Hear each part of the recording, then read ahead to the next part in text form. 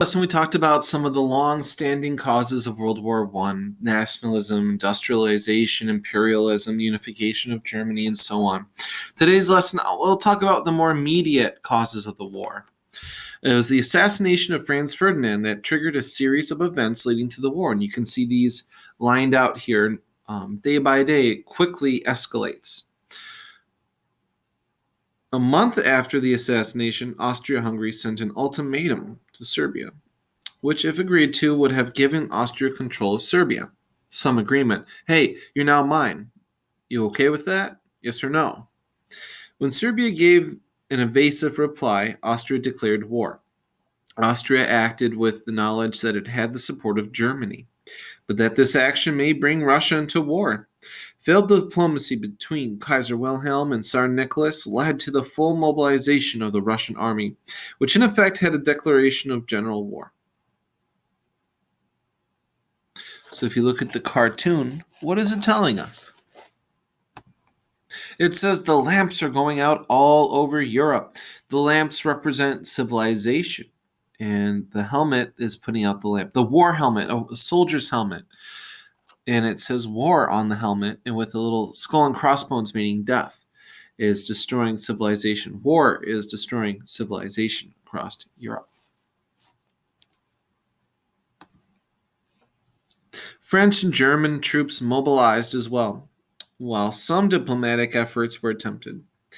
France assured Russia it would come to its aid. Germany demanded that France stay out of the conflict, but when France refused, Germany declared war on France. German military strategy planned for a two-front war: defeat France with a lightning attack through Belgium, and then turn to Russia. When Germany initiated its attack on France by going through neutral Belgium, Great Britain declared war on Germany, and thus we have a continental world war.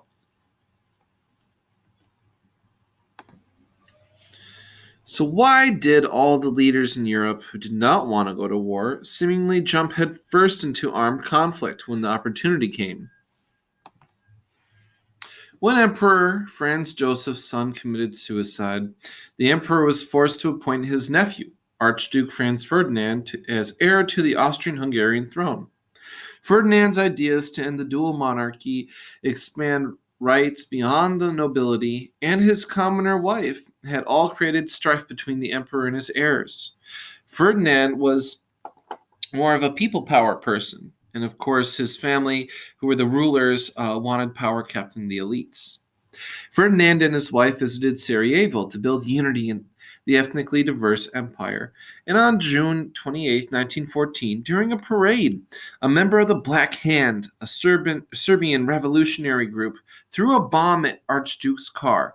The bomb missed, but the driver took a wrong turn and ended up stopping beside Gavrilo Princip, another Black Hand member. Princip pulled his pistol and killed Ferdinand and his wife. These shots proved to be the catalyst starting the war.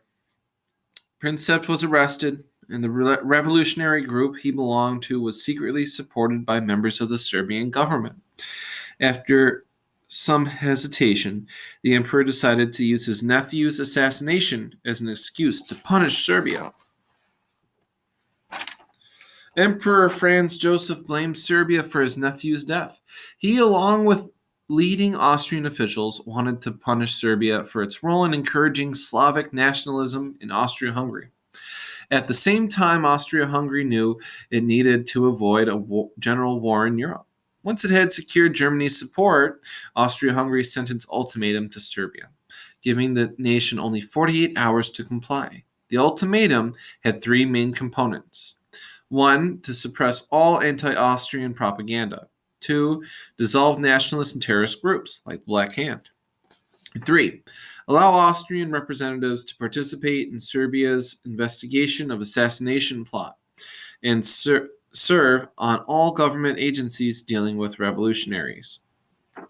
Austria needed to act quickly to prevent other nations from mobilizing in support of Serbia or offering diplomatic solutions which would force Austria to be the aggressor in the war and weaken its position at a peace settlement. Blaming terrorists, Serbia denied it had any connection to the assassination. Even so, Serbian officials were willing to comply with the first two demands. The third demand, however, would have required Serbia to surrender its sovereignty. Knowing a refusal of Franz Joseph's ultimatum would mean war, Serbia asked Russia if it would come to its aid of their Slavic brothers. Germany's Kaiser Wilhelm II believed there was two reasons a major war would not break out in Europe. The first was based on his own family ties. Wilhelm, Tsar Nicholas II of Russia, and Queen Victoria of England were all first cousins. This kinship created friendships, and the leaders often sent personal messages to one another. Wilhelm believed that these family ties would supersede other interests. Secondly, Wilhelm viewed the assassination of Archduke Ferdinand as an attack on the institution of monarchy. Kaiser assumed that his cousin's desire to protect and preserve their monarchies would outweigh other loyalties and concerns. He was wrong on both accounts. Russia's Tsar Nicholas's Slavic cultural ties to Serbia trumped both family ties and the monarchy. This is nationalism. I'm a Slav. We're Slavs. It was the most important thing to him, and a reason he went to war. Slavic nationalism. Germans shared a common language and culture with Austria. Russia saw Serbia as its Slavic brother. Tsar Nicholas II of Russia mobilized his army to support Serbia. Kaiser Wilhelm II of Germany mobilized his army in response. Both refused to back down. The die was cast for war. So we have Austria, Germany, and Russia all mobilizing for war. Pre-war mobilization plans exacerbated hopes for a diplomatic resolution in Europe. As telegrams passed between Germany and Russia in the few days following Austria's declaration of war on Serbia, July 28th, military leaders were already calling up troops. An anxious Europe waited to see if either Russia or Germany would back down. They did not have to wait long. Germany declared war on Russia on August 1st, 1914, opening the way for the rest of Europe to become involved in the conflict. The Schlieffen Plan, named for Count Alfred von Schlieffen, its author, outlined Germany's plan of attack in the event of a conflict with Russia and France. Devised between 1892 and 1905, the plan centered on a rapid defeat of France so that Germany would not have to divide its forces on two fronts. Germany considered avoiding a two-front war as essential in order to defeat Russia. The plan, however, also called for breaching Belgium's neutrality. Belgium had an alliance with England. Thus, any violation of Belgian neutrality would probably create an enemy of England as well. In essence, the Schlieffen Plan was a guarantee that any conflict leading to its implementation would also lead to an inevitable world crisis, drawing England into the war.